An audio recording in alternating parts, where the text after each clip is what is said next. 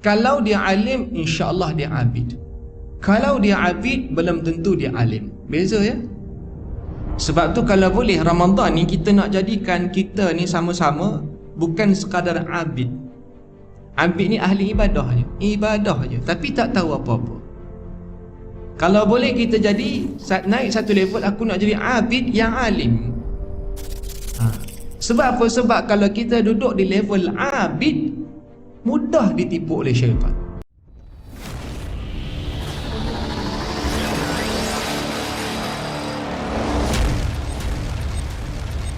Assalamualaikum warahmatullahi wabarakatuh. Alhamdulillahilladzi arsala rasulahu bil huda wa dinil haqq liyudhhirahu 'ala ad-dini kullihi wa kafa billahi shahida. Wassalatu wassalamu ala asyrafil mursalin sayyidina Muhammadin wa ala alihi wa sahbihi ajma'in.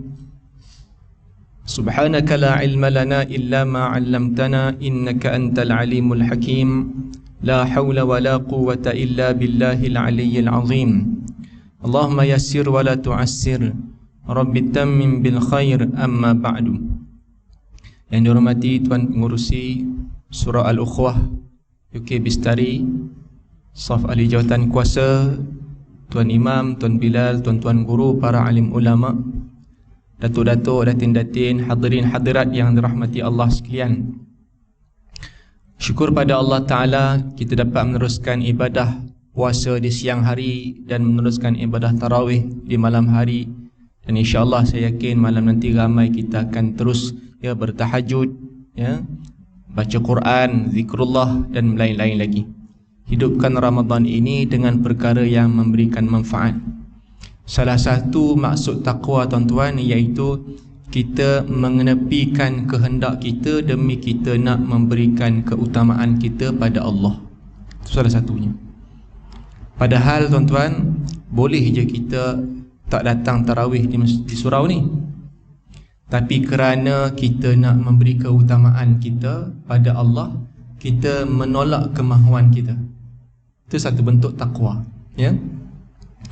Begitu juga kita ada pilihan untuk kita pulang tak nak tengok tazkirah ni walaupun tak wajib, tapi kita mengenepikan kehendak diri kita nak minum kopi dan sebagainya, mungkin nak lepak, ada gaung suruh berhenti apa. Test 1, 2, 3. Boleh? Test, okey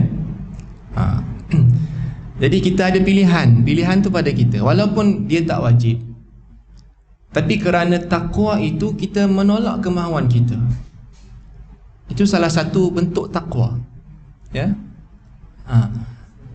Hadirin yang dirahmati Allah Subhanahu wa taala sekalian, Imam Al-Ghazali rahimahullah taala menyebutkan kita ni ada waktu kita ni levelnya seolah-olah duduk macam level malaikat manusia ni. Ada waktu kita boleh duduk sama level macam binatang. Dan na'udzubillahi min zalik, ada ketika kita boleh duduk macam level syaitan. Iman para malaikat yazid wala yanqus. Iman para malaikat meningkat, tak pernah turun-turun. Iman manusia yazid wa yanqus, ada naik ada turun. Imannya syaitan la yazid, ya, yanqus wala yazid, iaitu menurun, tak naik-naik, turun je. Jadi tuan-tuan, kata Imam Al-Ghazali, manusia ni boleh berubah-ubah. Kita boleh jadi macam malaikat, kita boleh jadi macam syaitan, ataupun kita boleh jadi macam binatang. Binatang yang tidak ada akal. Dan waktu bilakah kita mampu duduk level macam malaikat? Memang kita bukan malaikat, tapi level tu macam dekat-dekat malaikat. Saya nampak tak ada lain melainkan Ramadan lah satu-satu bulan yang kita boleh duduk level macam tu, ya? Sebab wajib puasa kita puasa. Dan saya kira Ramadan lah satu-satunya bulan yang banyak kita solat sunat. Bulan lain mungkin tak banyak, jaranglah kita boleh solat malam 8 rakaat. Biasa tahajud mungkin 2 rakaat, paling banyak 4 rakaat. Jarang buat 8. Tapi Ramadan kita buat 8 at least. Ada yang buat 20. Nanti tahajud pula. Bulan lain mungkin kita jauh dengan Quran, tapi Ramadan kerana suasana Quran tu dihidupkan dengan tadarusnya, dengan peringatan demi peringatan tentang Quran dan sebagainya, maka kita banyak baca Quran. Puasa pula, Allah. Maknanya inilah satu bulan yang dapat membentuk diri kita. Oleh kerana itu Nabi kata, idza jaa Ramadan futihat abwabul jannah wa ghulliqat abwabun nar wa suffidatis syayatin. Bila datang Ramadan, Allah buka pintu syurga, tutup pintu neraka, syaitan dibelenggu. Syaitan dibelenggu ni macam-macam lah ya. Ada tafsir, ada syarah mengatakan syaitan tu memang dirantai ya. Ada yang mengatakan syaitan-syaitan yang besar-besar tu dirantai. Cuma dia punya apa nama, yang praktikal, yang intern tu dia buat macam biasa je. Dia kerja dia kan. Tapi yang bos-bos tu mungkin tak boleh gerak. Tapi yang kecil-kecil ni dia masih lagi. Jadi hadirin yang dirahmati Allah Subhanahu Wa Taala, oleh kerana itu saya melihat inilah satu bulannya yang mana kita nak membentuk diri kita menjadi insan yang paling tidak lebih baik pada sebelum-sebelumnya. Saya nak baca satu hadis tuan-tuan ya. Hadis ni agak menarik juga untuk kita kongsikan bersama. Hadis riwayat At-Tirmizi dan Ibnu Majah ya. Hadis yang diriwayatkan daripada Ibnu Abbas radhiyallahu anhuma, qala Rasulullah sallallahu alaihi wasallam, faqihun wahidun asyaddu 'ala asyaitani min alfi 'abidin. Makna hadis ni daripada Abdullah bin Abbas. Abdullah bin Abbas ni siapa? Sepupu Nabi. Sahabat Nabi merangkap sepupu Nabi dan wafatnya di Taif. Sebab tu kalau kita pergi ke Taif, mungkin kita akan ziarah ya Masjid Ibnu Abbas ya, sahabat Nabi ni. Ini antara sahabat yang sangat alim dalam ilmu Al-Quran. Okey. Daripada Ibnu Abbas radhiyallahu anhuma katanya bahawa Rasulullah sallallahu alaihi wasallam bersabda, seorang yang faqih ataupun seorang yang alim yang faqih ya, lebih kuat pengaruhnya atas syaitan daripada 1000 abid. Maksudnya begini, satu orang alim lebih ditakuti oleh syaitan berbanding dengan 1000 orang abid. Abid ni ahli ibadah lah ya, ahli ibadah. Kenapa syaitan tak takut dengan ahli ibadah? Beza ya antara ahli ibadah dengan alim. Abid ahli ibadah, alim orang yang berilmu. Sama ke? Tak sama, levelnya tak sama. Dalam Al-Quran pun Allah Ta'ala menyebutkan yarfa'illahu alladhina amanu minkum walladhina utul ilma darajat. Allah memberikan orang-orang yang berilmu itu beberapa darjat. Allah mengangkat martabat orang yang berilmu ya. Dalam hadis banyak menyebutkan tentang apa nama, fadilat orang yang berilmu. Dan kalau kita melihat Nabi SAW lebih mengutamakan golongan ulama, iaitu orang alim berbanding dengan abid. Kalau dia alim, insya-Allah dia abid. Kalau dia abid, belum tentu dia alim. Beza ya. Sebab tu kalau boleh Ramadan ni kita nak jadikan kita ni sama-sama bukan sekadar abid. Abid ni ahli ibadah je, tapi tak tahu apa-apa. Kalau boleh kita jadi naik satu level, aku nak jadi abid yang alim. Sebab apa? Sebab kalau kita duduk di level abid, mudah ditipu oleh syaitan. Sebab Nabi kata satu orang alim lebih ditakuti oleh 1000 orang abid ya? Kenapa ya? Kenapa syaitan cukup takut dengan orang alim? Ada 3 sebab tuan-tuan. Kenapa syaitan cukup takut? Yang pertama, orang alim dia tahu cara nak lawan syaitan. Sedangkan abid dia tak tahu nak cara macam mana nak lawan. Contohnya ada satu kisah tuan-tuan.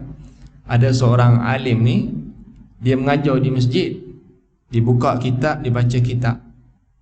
Allah Ta'ala bagikan dia ilham, mencurah-curah idea.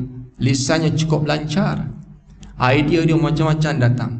Orang pun seronok dengar dia punya ceramah. Mari perasaan besar diri, ujub. Ini biasa berlaku ni. Saya pun takut juga. Ni berlaku pada si hamba Allah ni, si alim ni. Dia kata, mari makin rasa ujub, makin ujub. Dia kata tak boleh ni, dia kata mengarutlah ujub ni. Dia pun tutup kitab, dia balik rumah. Awal dia habis hari tu. Sampai di rumah, bapak dia tegur, kenapa awal benar balik ni? Bapak dia alim juga. Saya tak boleh lah, bapak tadi duduk mengajar tadi, mari Allah bagi ilham macam-macam, rasa syok pula ni. Berhentilah ujub, dah ditipu syaitan. Dia kata kena pengaruh syaitan mengarut dah. Bapak dia kata apa? Sebenarnya kamu dah kalah dengan syaitan. Kamu berhenti tutup kitab awal tu, maknanya kamu dah kalah dengan syaitan. Sebab memang syaitan nak suruh kamu berhenti mengajar. Rupanya kamu dah ditipu oleh syaitan. Sepatutnya kamu teruskan je, lawan perasaan tu. Sebab memang kerja dia suruh kita berhenti buat baik. Dia marinya perasaan macam-macam. Sepatutnya kalau orang alim dia tahu, lawan, jangan diikutkan sangat perasaan tu. Itu kalau orang alim. Kalau kita pula tuan-tuan, balik haji, balik umrah contoh, tak pernah pakai jubah. Pakai jubah balik umrah ni, pakai jubah tengok dia cermin, nampak segak pula ni. Aku nak pergi surau ni, pakai jubah ni tak apa kena pula rasanya. Kalau ditolak jadi imam, sudah katanya. Buka balik jubah tu, tempah mahal-mahal di Mekah tu, tak pakai pun. Akhirnya buka jubah tu. Sebab apa? Nanti orang tolak jadi imam. Kalah dengan syaitan. Sebenarnya itulah tanda riak. Fudail bin Iyad kata, tarkul amal li ajlin nas riak. Meninggalkan satu amal kebaikan sebab manusia, itulah riak. Tadi nak pakai jubah tadi, takut siapa? Takut orang tolak jadi imam. Itu riak lah tu. Nampak tak? Jadi kerana itu kita telah ditipu oleh syaitan. Sebab itu ahli ibadah mudah ditipu oleh syaitan. Nampak macam bagus, tapi sebenarnya tertipu dengan iblis dan syaitan. Sebab itu orang alim sangat ditakuti oleh syaitan, kerana orang alim dia tahu cara macam mana nak lawan syaitan. Adapun abid dia gagal. Baik hadirin yang dirahmati Allah Subhanahu wa taala sekalian. Kemudian yang kedua, kenapa syaitan cukup takut dengan orang alim? Sebab apa? Sebab orang alim itu boleh memberi bimbingan pada orang lain, sedangkan abid diri dia sendiri pun tak boleh nak bimbing. Ya? Dia rasa macam betul, padahal diri dia sendiri pun tak betul. Oleh kerana itu, iblis dan syaitan cukup takut dengan orang alim, sebab orang alim itu boleh memberi bimbingan pada orang lain. Ada satu kisah tuan-tuan, Syekh Abdul Qadir Al-Jilani, seorang waliullah. Saya pun tak ingat pernah cerita ke tak pernah di sini. Ya, satu malam dia keluar, dia nampak di langit ada satu macam lembaga besar, awan yang bergerak-gerak membentuk satu makhluk. Lalu terdengarlah satu suara daripada langit menyeru, memanggil namanya, Ya Abdul Qadir, Anallah Rabbuka. Begitulah lebih kurang ya. Wahai Abdul Qadir, aku ni Allah, Tuhan kamu. Hari ini aku telah menghalalkan apa yang telah diharamkan atas diri kamu. Yang suara tu kata, aku ni Allah, Tuhan kamu. Aku menghalalkan apa yang telah diharamkan atas kamu. Saya nak tanya soalan kepada tuan-tuan sekalian. Kalau benda ni berlaku pada kita, apa kita rasa? Kita kata apa? Aku ni dah jadi Rasul ke? Turun wahyu pula ke ni? Ni kan benda pelik berlaku. Panggil nama aku pula tu. Nama kita dia panggil, Ya Hasan. Sudah. Ya, aku ni Allah, Tuhan kamu. Ya, aku telah menghalalkan atas diri kamu saja. Yang haram dah dihalal untuk kamu. Orang lain tak ada kamu je, sebab kamu telah diangkat martabatnya. Kita kata esok buat press conference, saya malam tadi telah diangkat menjadi Rasul. Itu mari Rasul Melayu tu. Surah Yasin diturunkan padanya. Turunnya di Malaysia. Jadi pelik. Na'udzubillah min zalik. Jadi hadirin yang dirahmati Allah Subhanahu wa taala sekalian. Jadi Abdul Qadir Al-Jilani kata apa tuan-tuan? Ya syaitan, iblis, merampaslah kamu. Tak salah menipu, menor nampak gayanya. Nampak menor lah menipunya, kata Syekh Abdul Qadir. Iblis kata apa? Suara tadi kata apa? Akhirnya suara tu hilang dan dia kata apa? Wahai Abdul Qadir, kamu telah diselamatkan kerana ilmu kamu. Sedangkan telah ramai aku sesatkan dengan cara begini, tapi kamu selamat sebab kamu orang yang berilmu. Tapi orang alim dia tak kata atas ilmu dia. Dia kata apa? Kerana ini rahmat Allah, bukan kerana aku. Orang tanya pada Syekh Abdul Qadir, macam mana kamu tahu yang itu iblis? Kalau kami rasa betul lah tu Tuhan. Kamu tak perasan ke apa dia cakap? Dia kata perkara yang diharamkan itu telah dihalalkan atas aku. Mana mungkin perkara itu berlaku? Bukankah syariat itu dah selesai? Al-Quran hadis dah selesai. Nabi dah kata halal tu jelas, haram tu jelas. Mana boleh tiba-tiba yang haram jadi halal? Nampak sangatlah tipunya. Kerana dia ada ilmu. Orang begini insya-Allah dia boleh bimbing orang lain. Tapi dapat kalau kepada Abid ni tadi begini, dia kata apa? Sebenarnya wahyu dah berubah katanya. Malam tadi aku dapat wahyu pegang perempuan halal yang bukan mahram, boleh kahwin 10 gitu. Nampak tak? Habis rosak. Lepas tu mari ajaran-ajaran sesat tu, sebab dia rasa dia betul, padahal tipu daya syaitan je. Na'udzubillah min dzalik. Baik tuan-tuan, yang ketiga, kenapa iblis dan syaitan cukup takut dengan alim ulama?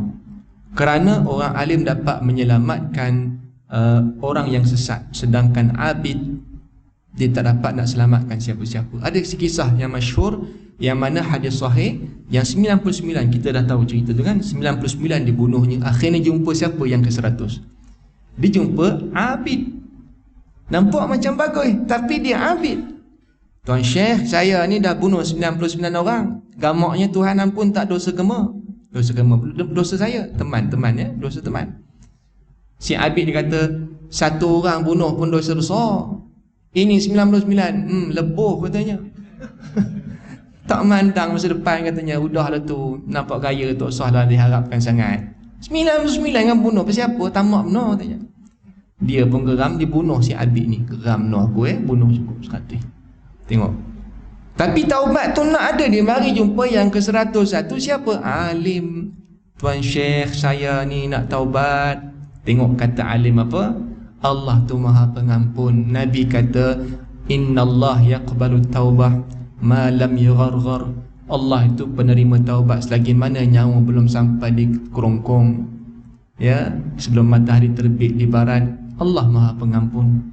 Pergilah kamu ke negeri sana, yang sana lebih baik tempatnya, mudah-mudahan Allah ampunkan dosa kamu. Nampak jawapan si alim. Akhirnya dia mati di pertengahan jalan, perebutan antara malaikat nak bawa neraka ke syurga, akhirnya bawa ke syurga kerana jawapan si alim tadi tuan-tuan.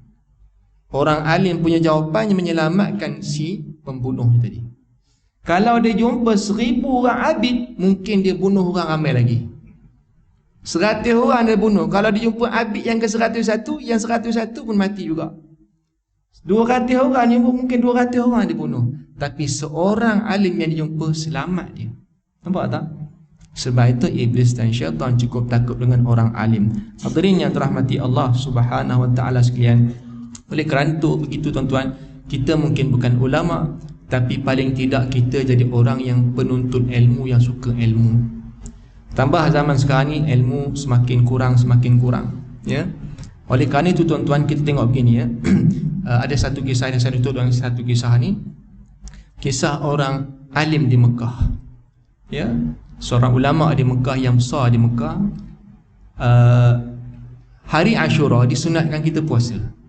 Ikut hadis Nabi. Nabi kata siapa yang puasa hari Ashura diampunkan dosanya yang tahun lepas, tahun lalu. Ya. Sunat puasa hari Ashura. Tuan guru ni, syekh ni, dia kata ke anak murid dia, kamu pergi esok hari Ashura kan, panggil semua ulama-ulama di Mekah ni datang, esok aku nak buat kenduri katanya.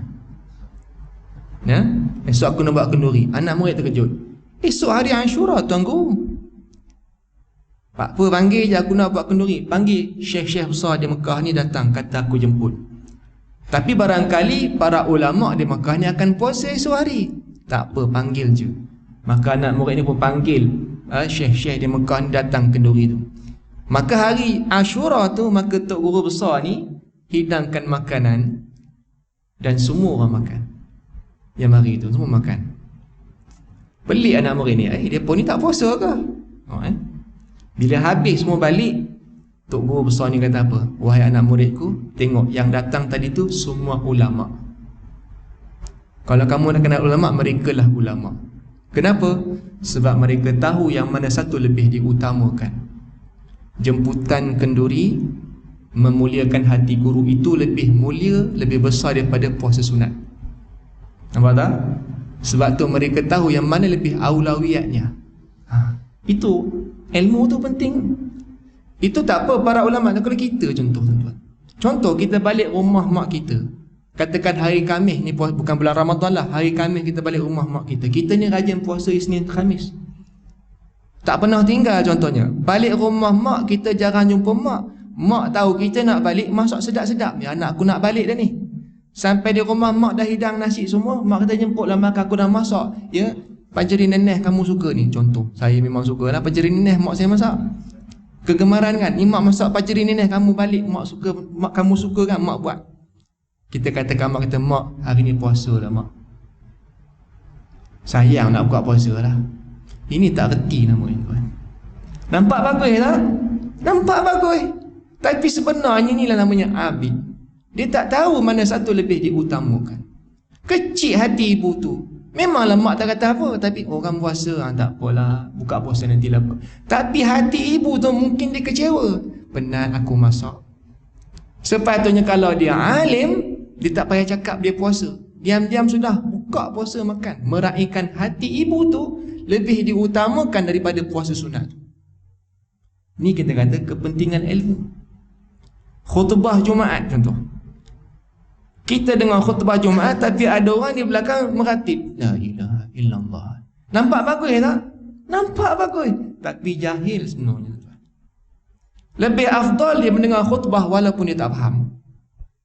Lebih baik dia tidur daripada dia meratib, tuan. Kalau tertidur lah kan, macam mana? Nampak macam bagus amalan, tapi Nabi suruh dengar khutbah, bukan suruh berzikir. Dia sibuk baca Quran di belakang. Nampak bagus baca Quran, Masya Allah.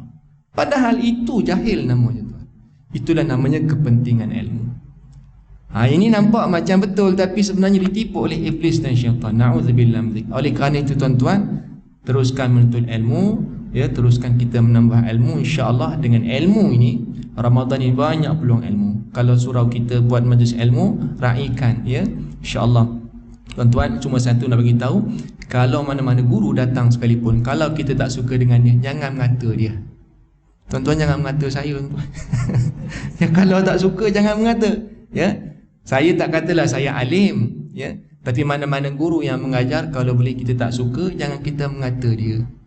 Sebab ada satu hadis Nabi kata, dan ini hadis kursi, sesiapa yang memusuhi wali-wali aku akan perangi dia. Takut-takut tuan guru yang datang depan kita, bukan saya tuan-tuan, ya. Saya ni kuali je, ya. Yang tok guru datang tu mungkin dia wali Allah.